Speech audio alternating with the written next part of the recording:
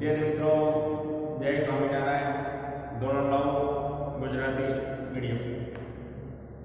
ગયા પેજની અંદર આપણું જે કાવ્ય ચાલતું હતું 17 કે મારા સપનામાં આવ્યા હરી, જેનો સાહિત્ય પ્રકાર છે પૂર્વી ગીત કાવ્ય, જેના કવિનું નામ છે રમેશ પારેખ. એ રમેશ પારેખનો આપણે ગયા પેજની અંદર કવિ પરિચય પણ મેળવેલો કે રમેશ પારેખ, રમેશ મોહનલાલ પારેખનો જન્મ અમરેલીની અંદર એમનો જન્મ થયો હતો. વ્યવસાય તેઓ જિલ્લા પંચાયતના એક ક્લાર્ક તરીકે નોકરી કરતા હતા, પણ ગુજરાતી સાહિત્યની અંદર ઉત્તમ પ્રકારના એ સાહિત્યકાર કવિ તરીકે તેમણે નામના મેળવેલી હતી. ગુજરાતી સાહિત્યની અંદર આપણે બધી વાત કરી હતી કે તેમણે વાર્તા સંગ્રહો, કાવ્ય સંગ્રહો, બાળ સાહિત્યના સંગ્રહો અને કેટલાક તેમને ઉખાણા આપેલા હતા. આ બધી જ વાત આપણે ગયા પેજની અંદર કરી. કાવ્યની સમજૂતી પણ આપણે મેળવેલી. કાવ્યની અંદર ગોપી એ કૃષ્ણના પાછળ દીવાની બની ગઈ છે. કૃષ્ણના પ્રેમમાં બાવરે બનેલી ગોપીના મનોભાવો અહીંયા આ કાવ્યની અંદર રજૂ કરેલા. ગોપીના સપનાની અંદર હરિ એટલે કે શ્રી કૃષ્ણ ભગવાન એ એને સ્વપ્નમાં આવેલો ભાવ છે. ગોપીને એના સપનામાં આવેલા હરિ એટલે શ્રી કૃષ્ણ ભગવાન એને બોલાવે છે, એને ઝુલાવે છે, બોલાવી ઝુલાવી અને એને વાલ કરે છે, એટલે કે વાલી કરે છે. એને પોતાને પ્રિયતમા બનાવી, હિંચોળી, હલાવી, ઝુલાવી, બોલાવી અને પોતાની વાલી પ્રિયતમા એટલે ગોપી કહે છે કે મારા સપનામાં આવ્યા હરિ, મને બોલાવી ઝુલાવી વાલી કરી. મને બોલાવી ઝુલાવી, મને બોલાવી. ભગવાન સપનામાં આવ્યા છે અને મારા સપનામાં આવ્યા છે અને ભગવાને આવીને મને બોલાવી છે, મને ઝુલાવી એટલે કે મને હિંડોળી છે, હિંચોળી છે અને પોતાની પ્રિયતમા એટલે વાલી કરી છે. પોતાને પ્રિયતમા બનાવી છે, વાલી કરી એટલે કે વાલ.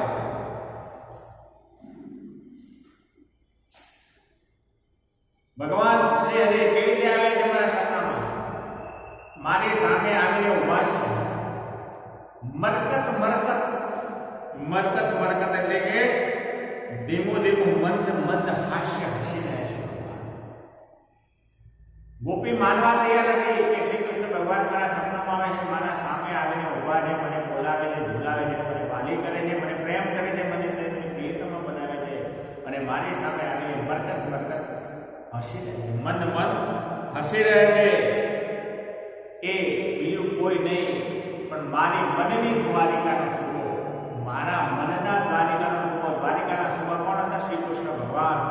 એ ગોપીના મનના દ્વારિકાના સુખા એ શ્રી કૃષ્ણ ભગવાન હતા. એટલે કે મારા મનની દ્વારિકાના સુખા સામે મંદ મંદ હસી રહ્યા છે. મારી સામે આવીને મંદ મંદ મંદ મરકત મરકત હસી રહ્યા છે અને મારા આંસુને સહેજ વિશે, મારી આંખમાંથી હરખના આંસુ આવી ગયા છે. વિદ્યાર્થી હરખના આંસુ આવે છે. ગોપી ગાંડી થઈ ગઈ છે, ગેલી થઈ ગઈ છે, બેબાકડી બની ગઈ છે. પોતાના સપનાની અંદર ભગવાન આવે છે, પોતાના પ્રભુ આવે છે અને એની સામે આવીને મંદ મંદ હસી રહ્યા છે. આ બધું દ્રશ્ય જોઈને એની આંખમાં આંસુ આવી જાય છે, હરખના આંસુ આવી જાય છે.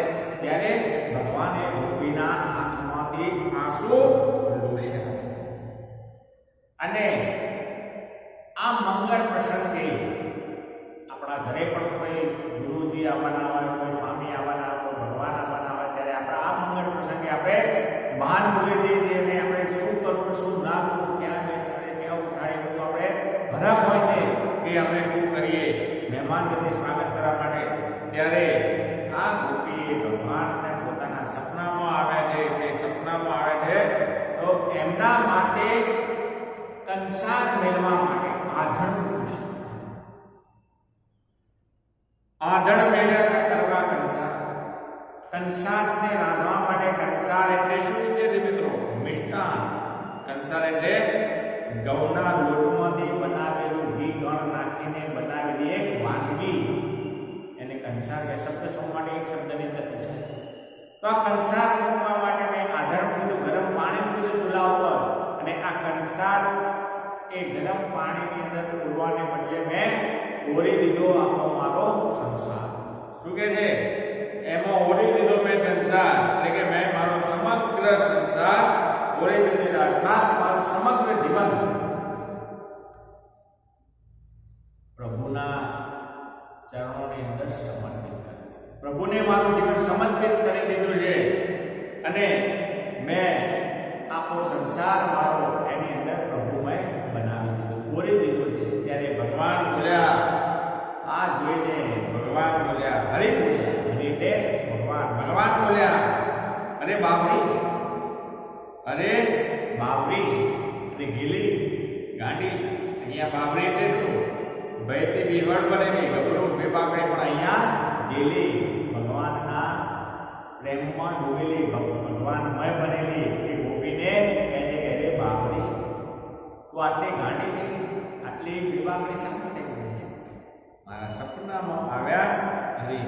તો આ અવસ્થાનું સપનાનું મિલન જાણે કે જાગ્રત અવસ્થાનું પણ મિલન હોય એવી ભાવ દશા આ કાવ્યની અંદર આપણને જોવા મળે છે વિદ્યાર્થી મિત્રો. તો ચાલો વિદ્યાર્થી મિત્રો, હવે આના થોડા શબ્દોના અર્થ આપણે લખીશું, બરાબર? ત્યાર પછી થોડા પરીક્ષાલક્ષી પ્રશ્નો પણ આપણે જોઈશું.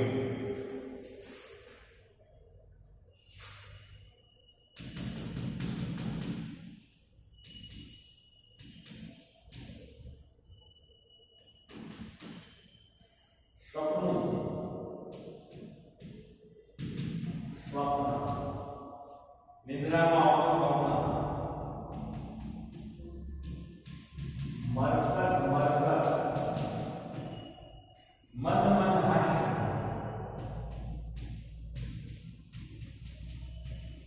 ધીમું ધીમું, દ્વારિકા,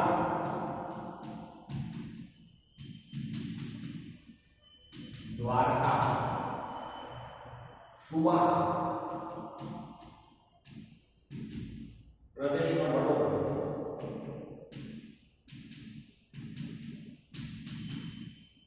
આગે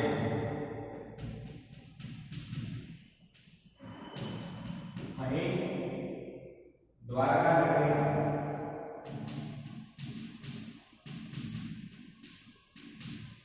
રાજા શ્રી કૃષ્ણ ભગવાન જરી સહેજ હરિ શ્રી કૃષ્ણ ભગવાન આધણ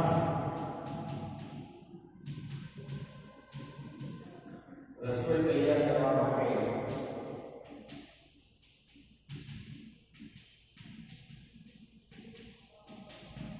મૂકેલું ગરમ પાણી,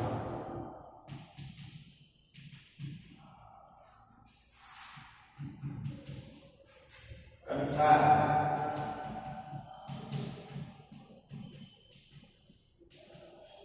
ઘઉંના રોટનું મિષ્ટાન, આપણે લાપસી પણ કહીએ, કોઈ સારું કાર્ય કરવા માટે લાપસી બનાવે, ઓળખું, ચૂલા પર મૂકો,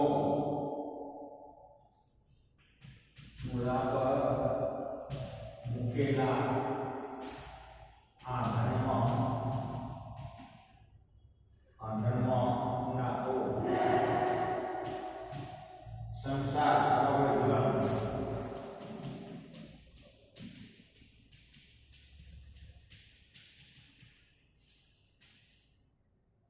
પાવરી બધી નિર્ભર બનેલી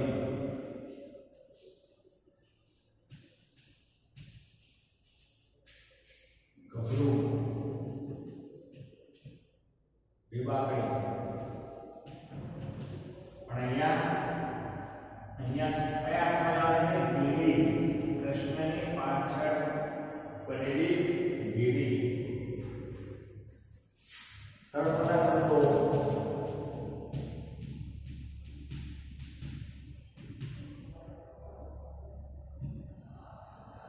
દ્વારિકા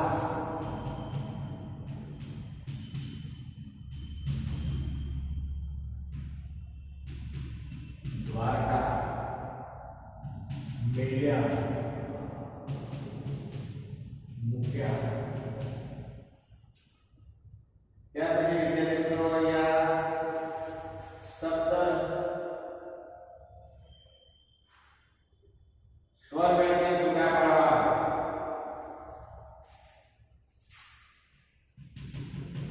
વિદ્યાના શબ્દનો સ્વર વ્યંજન છૂટા પાડો દ્વારિકા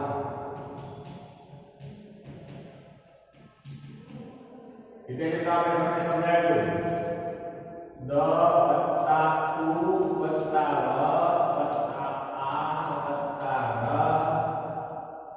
વત્તા ઈ વત્તા ક વત્તા આ તેની અંદર સ્વરો કયા છે ઉ આ ઈ આ અને વ્યંજનો દ ર ક દ ર ક એ સ્વરો વ્યંજનો છે વિદ્યાર્થી મિત્રો અહીંયા શબ્દ સમૂહ માટે એક શબ્દ પૂછાય છે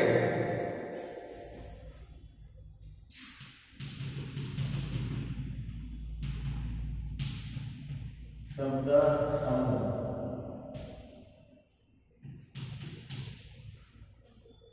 તો શબ્દ સમૂહ છે પ્રદેશનો વડો શું કહેવામાં આવે છે વિદ્યાર્થી મિત્રો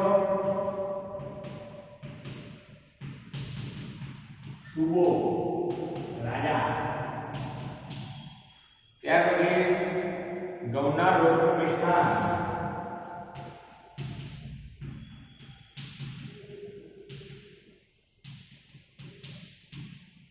કંસાર અથવા લાપસી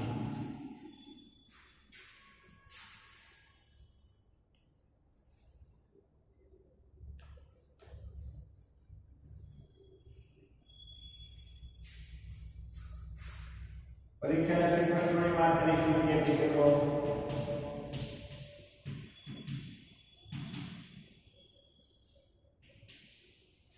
પરીક્ષા લક્ષી પ્રશ્નો રમેશ પારેખનો જન્મ ક્યાં થયો હતો રમેશ પારેખનો જન્મ અમરેલીની અંદર થયો હતો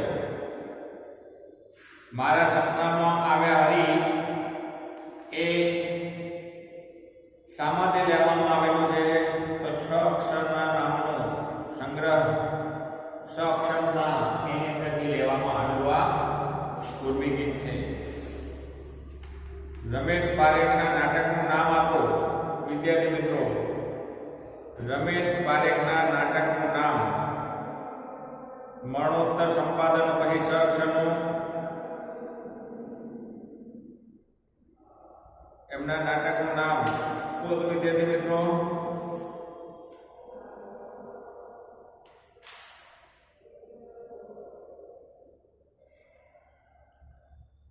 સખપણે ગુખાણું અને સૂરજનો પડછાયો હોય એ એમના નાટકો છે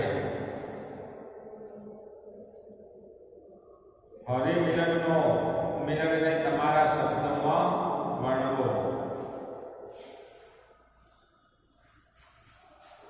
મારા સપનામાં આવ્યા હરી એ હરિ મિલનને તમારા શબ્દમાં વર્ણવો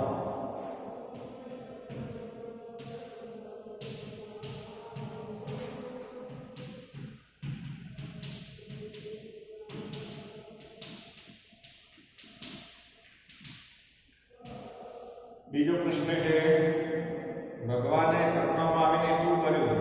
બે ત્રણ વાક્યોમાં છે. ભગવાને સપનામાં આવીને શું કર્યું? ભગવાને ગોપીના આંસુ કેવી રીતે લૂછ્યા?